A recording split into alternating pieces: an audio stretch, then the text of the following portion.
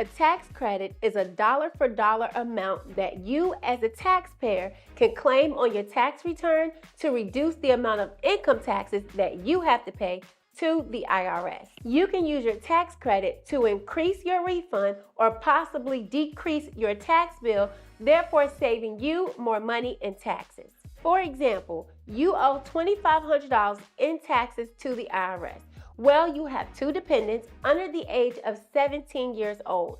They both qualify for the additional child tax credit, which is $3,200. This would bring the taxes that you owe from $2,500 to the IRS owing you $700 in a refund. So if we take the $3,200 that you got as a credit from the additional child tax credit and subtract it from the taxes you owe to the government, which was $2,500, the IRS now owes you $700 in a tax refund. This is what we call a refundable tax credit. Most of the time as a taxpayer, you don't realize that there are refundable tax credits and non-refundable tax credits. Refundable tax credits create a refund just like the example we just discussed. And non-refundable tax credits do not create a refund. For example, if you owe $2,500 in taxes and you qualify for a non-refundable credit of $4,000, it will reduce the amount of taxes you owe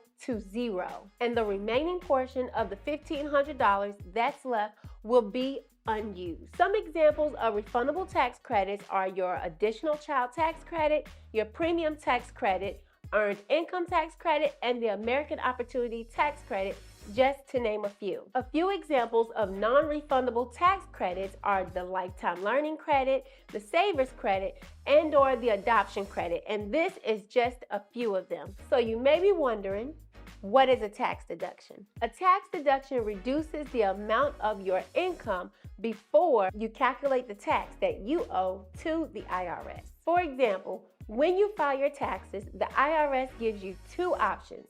You can take either the standard deduction or you can itemize deductions. The standard deduction is a specific dollar amount that reduces the amount of income that you're taxed on. It is based on your filing status, while itemized deductions are based on your specific expenses like your mortgage interest, your medical expenses, state or local taxes, and other certain expenses that the IRS will allow you to itemize. The standard deduction is as follows. If you are married filing joint and surviving spouse, you can take a $27,700 deduction. If you are head of household, your tax deduction is $20,800.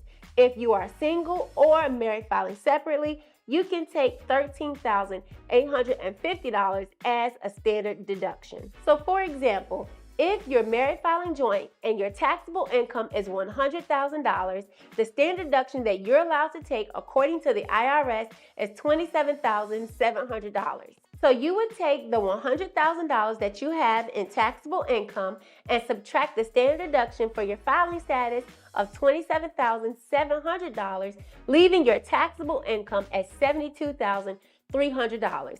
This is what you would pay taxes on to the IRS. So on the other hand, if you decide to itemize and you only have $5,000 in itemized deductions, then you would have to take the standard deduction because your itemized deductions are not greater than your standard deduction. Something you should remember, you cannot take the standard deduction if you're married filing separately and your spouse itemizes.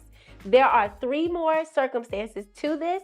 Just to keep in mind, this is one of the biggest ones that we come across. Now, if you're an entrepreneur, there are many tax deductions that are available to you. Just to name a few, you have access to business expenses like startup expenses, business use of a vehicle, your home office deduction, and/or depreciation. For example, your taxable income is $100,000 and your tax rate is 24%. You then decide to depreciate your vehicle using bonus depreciation in the first year for $25,000. Your taxable income before we calculate the taxes that you will owe to the IRS is $75,000, making your tax rate 22% because your income has now decreased, putting you in a lower tax bracket. So instead of owing $24,000 in taxes to the IRS, you now owe $16,000 in federal taxes. So you learn how a tax credit can reduce your tax bill to zero